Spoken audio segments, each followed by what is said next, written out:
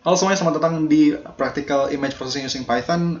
Di episode ke ke-6 ini kita akan belajar mengenai digital image file format seperti yang dijanjikan di episode sebelumnya. Oke, jadi sebenarnya ini nggak begitu penting di dalam relasi ke project yang akan kita kerjain setelah nanti nggak tahu episode berapa. Tapi menurutku ini adalah general knowledge atau pengetahuan umum mengenai digital image processing, yaitu bagaimana cara sebuah citra digital disimpan dalam disk atau dalam memori disk kalian. Menurutku ini pengetahuan dasar, jadi ya kalau mau dengarkan silahkan, kalau misalkan kalian nggak penting mungkin bisa di skip aja. Terserah. Oke, jadi yang akan kita bahas adalah JPG, JPEG, PNG, GIF, dan TIFF. Oke, jadi apa itu digital file format? Jadi pada dasarnya tuh ini tuh again bagaimana file ini disimpan, dan ini akan menentukan bagaimana juga dia dibuka. Biasanya satu program mungkin ada yang kayak apa ya, misalnya file uh, docs misalnya yang kalian bikin di Word, itu misalnya nggak bisa dibuka sebagai image misalnya, sama kayak photo viewer. Jadi itu juga bisa menentukan kayak extension atau file format ini menentukan nanti dibukanya juga sama apa, jadi biar cocok gitu loh.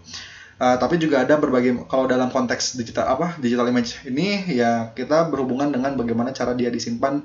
Ini berhubungan dengan file size-nya dan cara menyimpannya gimana, atau gimana pun nanti banyak dibahas lah.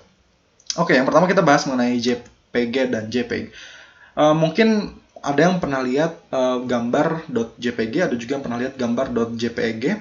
Jadi mungkin ada orang yang ngira ini itu berbeda, tapi padahal dua extension itu sama ya. Jadi sebenarnya tuh dulu waktu zamannya Microsoft DOS berapa gitu aku lupa, peraturannya itu semua file extension itu yang kayak dot something, misalnya nama file dot something, ini yang somethingnya itu nggak boleh lebih dari 3 huruf.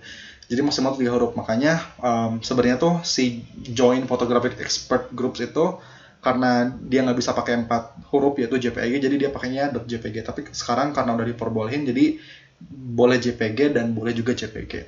Ini juga sama kayak sama juga kalau nggak salah sama kayak file .htm dan HTML kalau nggak salah ya.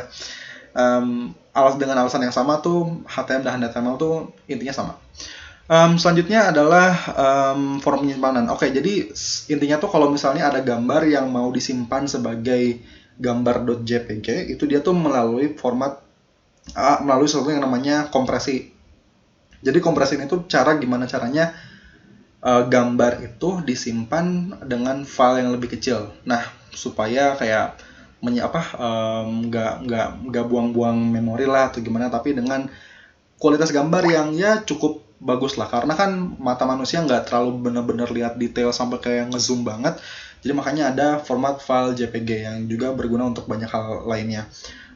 Tapi intinya tuh format penyimpanan file kompresi ke JPG tuh ada kompresi yang menyebabkan datanya jadi lebih kecil, dan tapi ada detail yang hilang.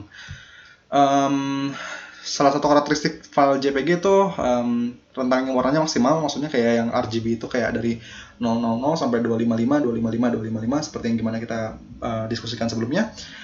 Lalu juga digunakan dalam kebanyakan pemotretan digital, kayak misalnya HP kalian biasanya kebanyakan smartphone biasanya foto yang udah mereka simpen tuh langsung ke file JPG karena cenderung conserve memory, jadi nggak terlalu banyak makan memori, dan cepat juga warnanya juga cukup bagus. Terus cocok untuk digunakan untuk menampilkan gambar di web, karena web itu harus kayak displayin gambar yang kayak cepat gitu, jadi ya JPG itu bisa jadi buat itu.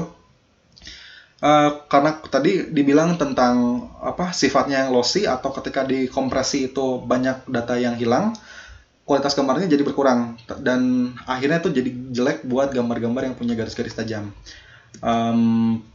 Jadi kayak ketika ada garis tajam itu kayak pixelnya tuh kayak lebih kelihatan gitu loh kalau misalnya dalam format file JPG.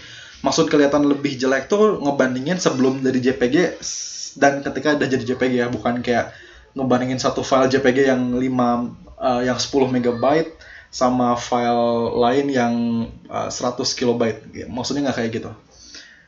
Selanjutnya adalah GIF. Oh ya, by the way, JPEG ini disupport juga di OpenCV, jadi bisa diproses di OpenCV sebagaimana yang kita udah lakukan di episode sebelumnya.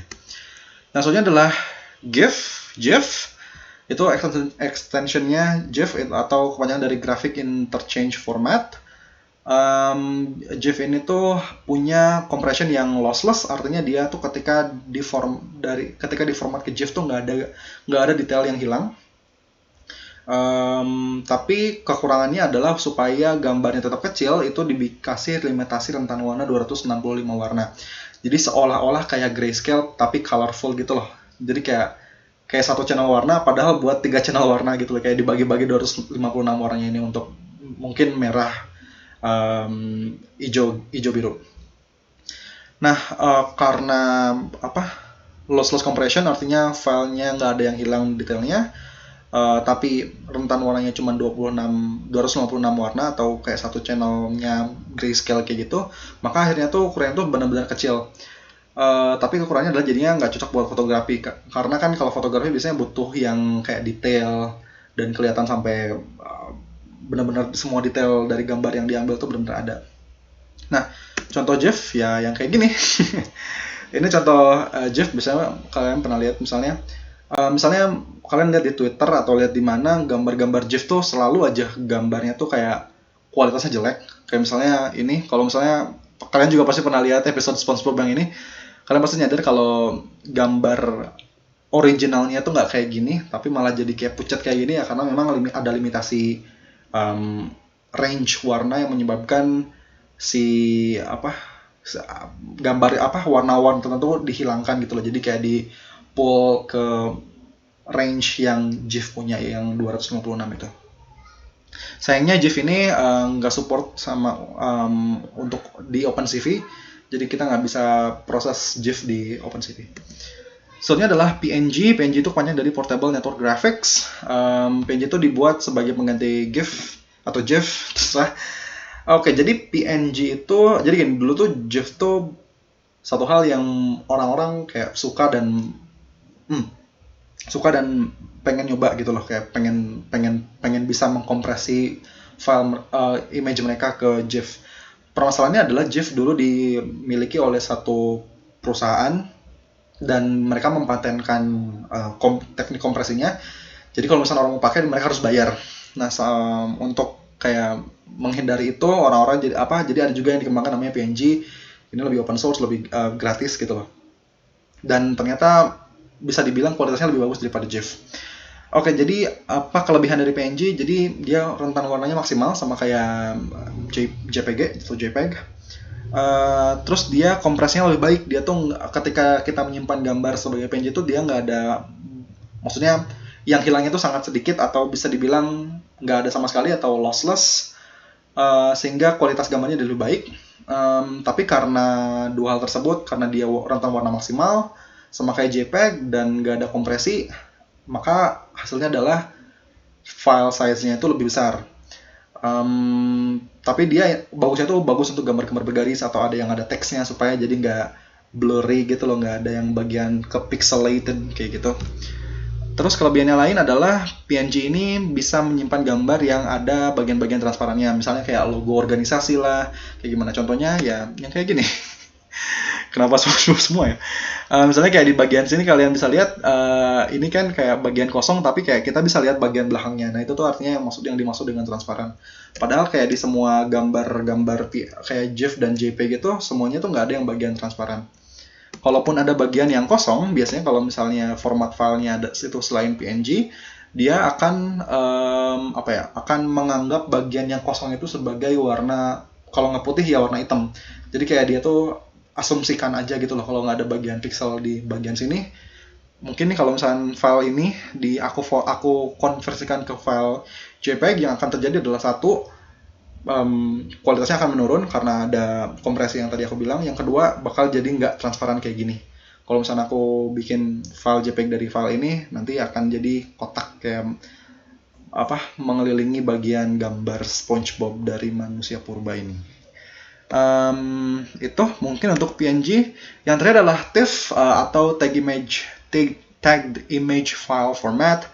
Ini yang sekarang cukup populer ya, karena kan mungkin menurutku tuh dulu karena komputer masih kayak early development dan kayak memori itu kayak nggak bisa gede-gede, nggak kayak sekarang kayak kamu bisa beli flash disk 1 terabyte beberapa ratus ribu misalnya.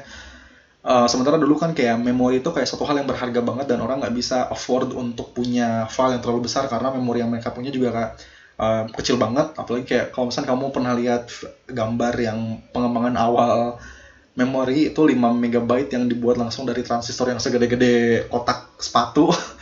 Itu bisa dibilang jadinya banyak banget dan gede banget untuk punya memori 1 megabyte mungkin bahkan atau 5 megabyte. Jadi dulu mungkin orang berlomba-lomba untuk bikin gimana caranya ada kompresi supaya kecil, tapi karena makin sekarang mungkin jadi lebih modern, jadi kayak masalah storage bukan lagi masalah besar, makanya mungkin ada format file seperti TIFF yang dia itu punya yang dia tuh nggak punya kompresi sama sekali. Jadi ketika kita nge-save file ke format TIFF, itu file datanya sebelum jadi TIFF dan sesudah jadi TIFF tuh masih yang itu gitu loh, nggak ada kualitas gambar yang menurun sama sekali. Dia juga tapi akhirnya ya ukurannya filenya jadi besar. Terus dia punya fleksibilitas format warna, dia bisa dalam bentuk grayscale, CMYK tuh yang biasa buat ngeprint, dan RGB.